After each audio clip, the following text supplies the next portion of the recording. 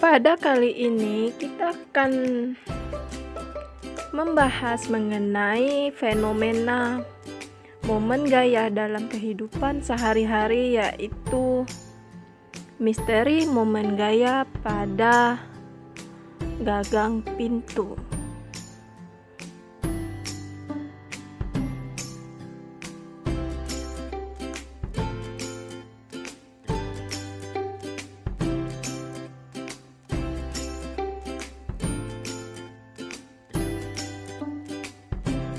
Dalam sebuah pintu, terdapat satu bagian yang sangat penting dalam membuka dan menutup pintu, yaitu gagang pintu.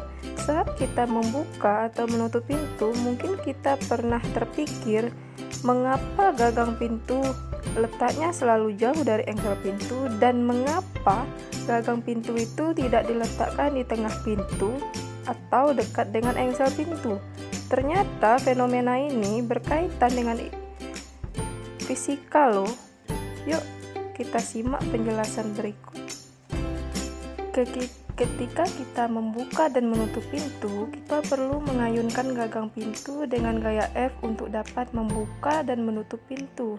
Ayunan terbuka atau tertutupnya pintu ini menunjukkan bahwa pintu mengalami gerak rotasi, yang mana definisi dari gerak rotasi itu adalah gerakan pada bidang datar yang lintasannya berupa lingkaran.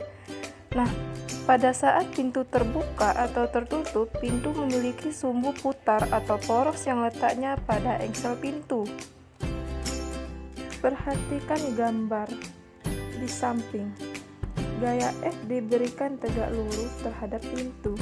Pada dasarnya, semakin besar gaya F yang diberikan, maka semakin cepat pintu terbuka. Jika Anda memberikan gaya yang sama besar dengan titik yang lebih dekat dengan engsel, maka pintu tidak akan terbuka sedemikian cepat jika Anda membuka pintu di ujung.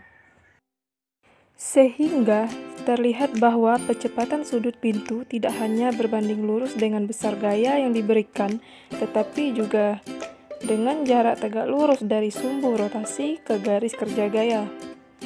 Jarak ini disebut dengan lengan gaya yang disimbolkan dengan R. Dengan demikian, percepatan sudut berbanding lurus dengan gaya dan lengan gaya yang disebut momen gaya atau torsi. Momen gaya atau torsi adalah besaran yang dapat menyebabkan berputarnya suatu benda. Secara vektor, rumusan momen gaya dapat dituliskan sebagai berikut. T sama dengan R dikali F. Dengan T adalah besaran vektor, R besaran vektor, dan F juga besaran vektor. Yang mana T itu adalah lambang dari momen gaya, R itu lambang dari jarak, dan F itu lambang dari gaya.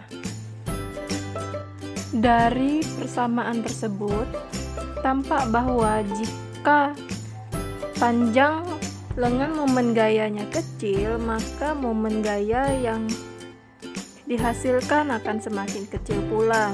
Begitu pula sebaliknya, jika panjang momen gayanya besar, maka momen gaya yang dihasilkan akan semakin besar pula. Nah, jika jarak engsel ke gagang pintu semakin besar atau semakin jauh, maka pintu lebih cepat terbuka. Dan sebaliknya, jika jarak engsel ke gagang pintu semakin dekat, maka pintu akan lebih sulit terbuka. Dalam kehidupan sehari-hari, saat kita membuka atau menutup pintu dengan mendorong atau menarik gagang pintu di bagian ujung, pintu lebih cepat terbuka. Sedangkan jika kita membuka atau menutup pintu dengan gaya yang sama besar pada bagian tengah pintu, akan sulit terbuka atau tertutup. Perhatikan animasi berikut. Animasi ini menunjukkan perbandingan saat membuka pintu dari ujung pintu dan dari tengah pintu. Terlihat bahwa ketika kita memberikan gaya pada ujung pintu, pintu akan lebih cepat terbuka. Berbeda halnya dengan kita memberi gaya pada bagian tengah pintu. Pintu akan lebih sulit terbuka. Nah, tujuan dari memberi gaya pada ujung pintu itu akan meminimalisir gaya yang akan kita berikan saat membuka atau menutup pintu. Bagaimana jika arah gaya tidak tegak lurus pintu?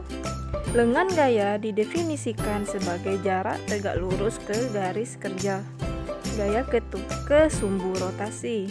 Hal ini untuk memperhitungkan efek gaya yang bekerja dengan arah tidak tegak lurus seperti pada contoh. Gaya yang diberikan dengan membentuk sudut seperti F2 pada gambar tidak efektif dibandingkan gaya yang besarnya sama yang arahnya tegak lurus pintu seperti F1. Jika kita mendorong ujung pintu dengan gaya yang diarahkan pada engsel pintu atau sumbu rotasi, seperti yang ditunjukkan oleh gaya F3, pintu tidak akan berotasi sama sekali.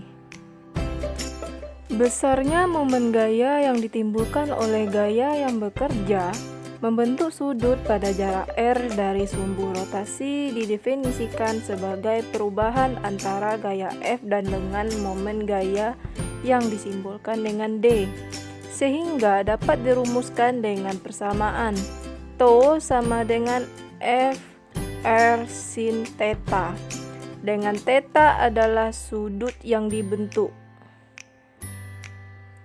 oleh gaya pada jarak tertentu.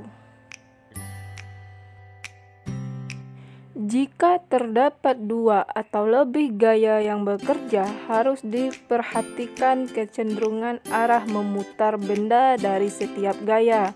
Misalkan F1 memutar benda searah jarum jam, sedangkan F2 adalah sebaliknya. Untuk membedakannya dibuat perjanjian tanda yang sebagaimana diilustrasikan pada gambar 1.2. Pada gambar berikut terdapat 3 gambar. Gambar yang pertama itu menunjukkan torsi positif.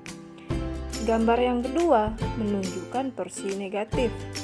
Dan gambar yang ketiga menunjukkan resultan torsi.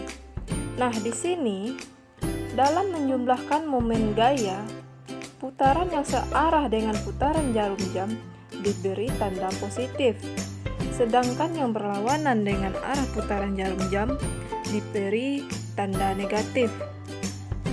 Apabila pada sebuah benda bekerja beberapa buah gaya yang mengakibatkan benda berotasi, momen gaya total pada benda tersebut adalah resultan dari semua momen gaya yang merupakan jumlah aljabar dari masing-masing momen gaya, yaitu yang dirumuskan dengan persamaan Tau sama dengan sigma I ke N dari Fi kali Ri.